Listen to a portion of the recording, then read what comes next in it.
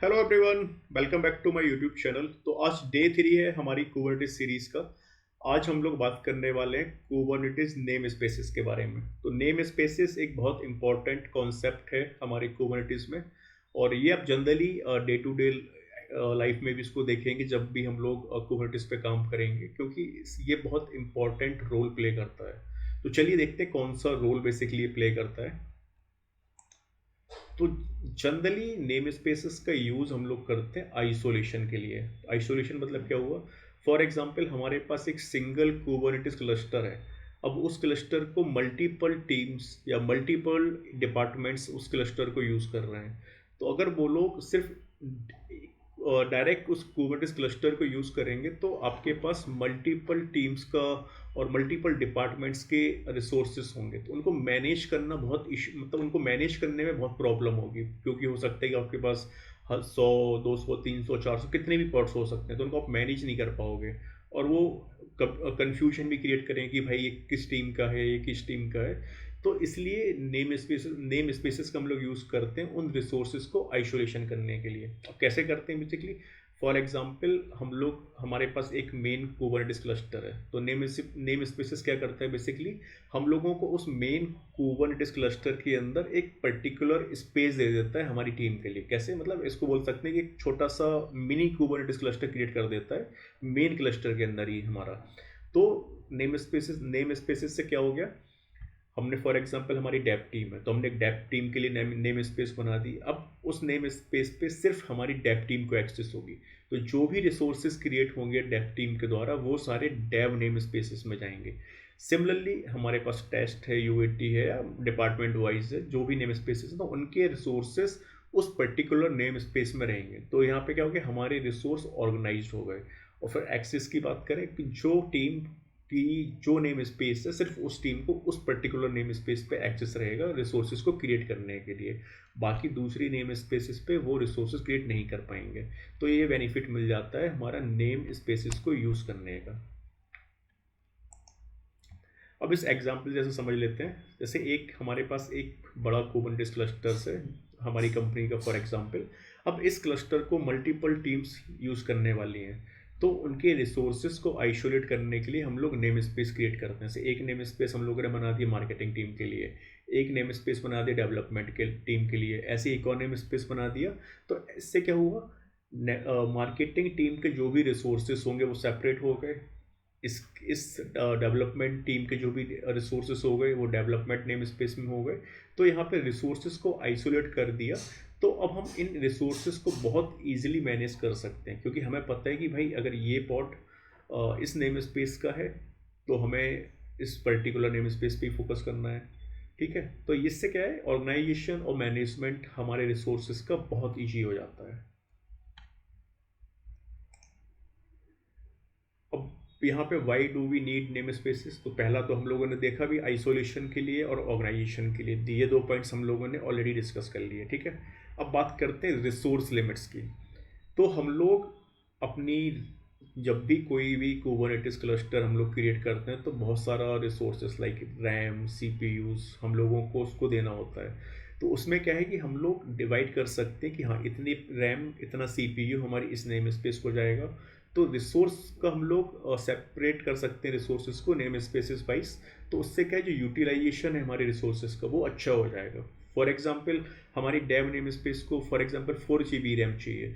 तो अगर हम लोग रिसोर्स लिमिट डिफाइन नहीं करेंगे उस पर्टिकुलर नेम स्पेस के लिए, तो हो सकता है कि हमारे ओवरऑल कुबरनेटिस क्लस्टर की फॉर एग्जांपल रैम है 64 GB।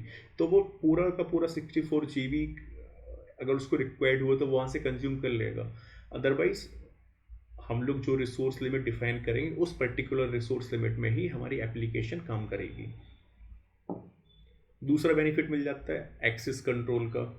तो हम लोग अपनी नेम स्पेसिस पे एक्सेस भी ग्रांट कर सकते हैं, रोल बेस्ड एक्सेस, किस यूजर को क्या एक्सेस देनी है और वो क्या एक्टिविटी कर सकता है।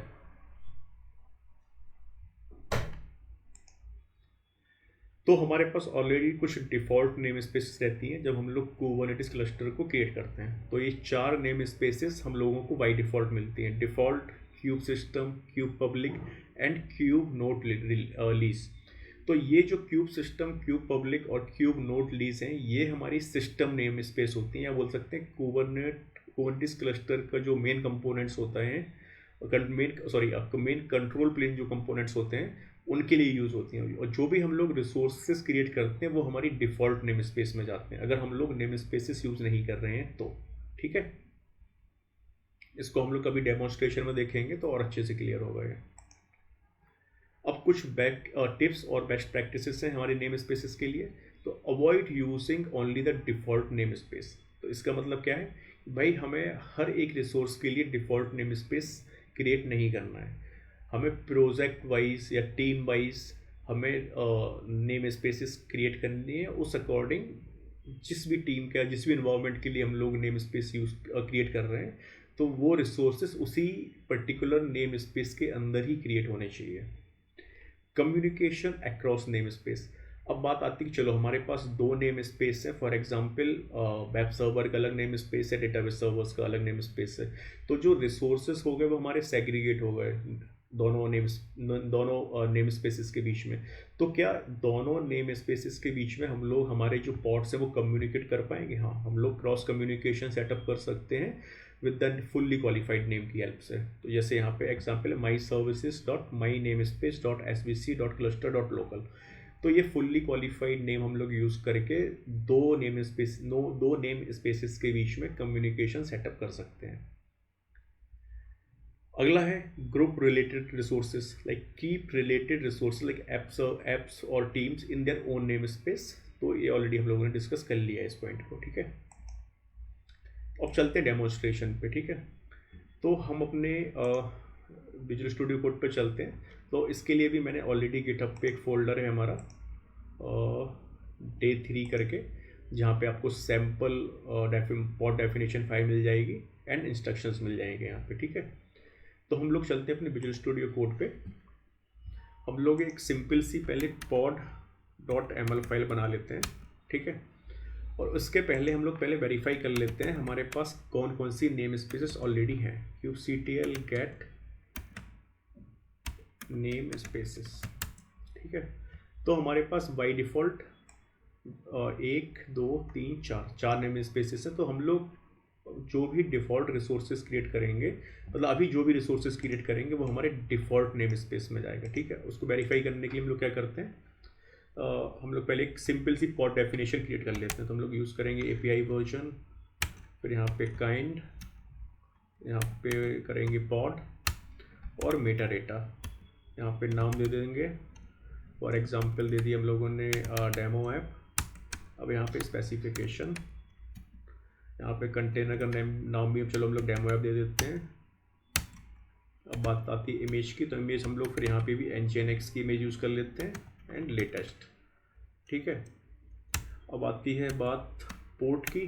तो आप लोगों को पता है बाई डिफ़ॉल्ट 80 पोर्ट पे हमारी nginx वेब सर्वर रन होता है। तो हम लोग दे सकते हैं, ऑटोमेटिकली ले लेगा, अदरवाइज आपको एक्सप्लिसिटली डिफाइन करना है तो आप वो भी डाल सकते हो। तो यहाँ पे 80 डाल दिया। तो अभी हम लोगों ने यहाँ पे कोई भी नेम स्पेस डिफाइन नहीं किया है। ठीक है, अब इसको रन करके देखते हैं। kubectl apply -f और फाइल नेम। तो अभी जो हमारा पॉड क्रिएट हुआ है डिफ़ॉल्ट नेम स्पेस में क्रिएट हुआ है। तो उसको वेरीफाई कैसे करेंगे, kubectl get pods -o white। Okay, तो यहाँ पे नेम स्पेस का ऑप्शन नहीं आ रहा है। ठीक है, कोई बात नहीं। तो हम लोग यहाँ पे चलते हैं, यहाँ पे सिलेक्ट करेंगे -i जो कि हो गया नेम स्पेस, और यहाँ पे डिफ़ॉल्ट। तो यहाँ पे आ गया कि हम लोगों ने -n हो गया नेम स्पेस का। हम लोगों ने यहाँ पे फिल्टर किया कि नेम स्पेस हमारी डिफ़ॉल्ट में कौन सा एप्लीकेशन का पॉड है। तो यहाँ पे डेमो ऐप आ गया। ठीक है, तो ये हो गया। अभी हमने कोई नेम स्पेस यूज नहीं किया, हम लोगों ने डिफ़ॉल्ट नेम स्पेस का यूज़ किया। ठीक है, अब चलते हैं, इसको क्लियर कर देते हैं और इसको डिलीट कर देते हैं। kubectl delete -f file name pod. अब हम लोग क्या करते हैं, सबसे पहले एक नेम स्पेस क्रिएट करते हैं। अब नेम स्पेस क्रिएट करने के दो ऑप्शंस हैं। अब ये डेमोन्स्ट्रेशन हम लोग डायरेक्ट कमांड के थ्रू क्रिएट कर लेंगे, अदरवाइज हम लोग ऐसा मैनिफेस्ट फाइल भी क्रिएट कर सकते हैं नेम स्पेस क्रिएट करने के लिए। ठीक है, तो अभी हम लोग kubectl कमांड का यूज़ कर लेते हैं। kubectl create नेम स्पेस और नेम, यहाँ पे फॉर एग्जांपल डेप दे देते हैं। ओके, कमांड गलत हो गया यहाँ पे, kubectl। तो अब इसको क्लियर कर देते हैं। अब अगर हम सर्च करेंगे kubectl गेट नेम स्पेसेस, तो हमारे पास अब 5 नेम स्पेस आ जाएंगी डिव टैब की भी, ठीक है। तो अब हम लोग क्या करेंगे, मेटा डेटा पे हम लोग जब भी नेम स्पेसेस डिफाइन करते हैं अपने रिसोर्सेज के लिए, तो उसके लिए हम लोग मेटा डेटा में डिफाइन करते हैं। तो यहाँ पे हम सर्च करेंगे नेम स्पेस और यहाँ पे नाम दे देंगे टैब का। अब जो हमारा एप्लीकेशन पॉड क्रिएट होगा वो हमारा क्रिएट होगा डेव नेम स्पेस के अंदर, ठीक है। तो अब हम क्या करते हैं, इसको क्लियर कर देते हैं स्क्रीन को, kubectl apply-f pod। अब अगर हम लोग सिंपल यहाँ पे सर्च करेंगे कमांड kubectl get pods, तो हमारे पास आएगा, sorry again spelling mistake, kubectl get pods, तो यहाँ पे आगे no resources found in the default namespace, because क्योंकि हम लोगों ने यहाँ पे दे दिया कि भाई हमने ये एप्लीकेशन पॉड क्रिएट किया हुआ है डेव नेम स्पेस में। तो अगर अब इसके लिए हम लोग यहाँ पे -m और डेव दे देंगे, तो यहाँ पे आ गया कि हाँ भाई इस नेम स्पेस के अंदर हमारा डेमो ऐप का पॉड चल रहा है, मतलब एप्लीकेशन चल रही है, ठीक है। तो ऐसे इस तरीके से हम लोग नेम स्पेसेस का यूज़ करके अपने रिसोर्सेज को आइसोलेट कर सकते हैं। और ये बेस्ट प्रैक्टिसेस भी है कि हम लोग हर चीज़ के लिए हम लोग डिफ़ॉल्ट नेम स्पेस यूज़ नहीं कर सकते हैं। कुछ कॉमन टास्क हैं जो आपको मे बी मल्टीपल इन्वायरमेंट्स में यूज़ होने हो, तो उस केस में आप डिफ़ॉल्ट नेम स्पेस का यूज़ कर सकते हो। अदरवाइज़ रिकमेंडेड वे यही है कि आप हर रिसोर्स को एक पर्टिकुलर नेम स्पेस के अंदर क्रिएट करें जिससे वो बिलोंग करता हो, ठीक है। तो आई होप क्लियर है कि नेम स्पेस क्या होता है, कैसे क्रिएट करते हैं और कैसे वेरीफाई करते हैं बेसिकली। तो आज की वीडियो में इतना ही रखते हैं, मिलते हैं अगली वीडियो में। Till then bye bye.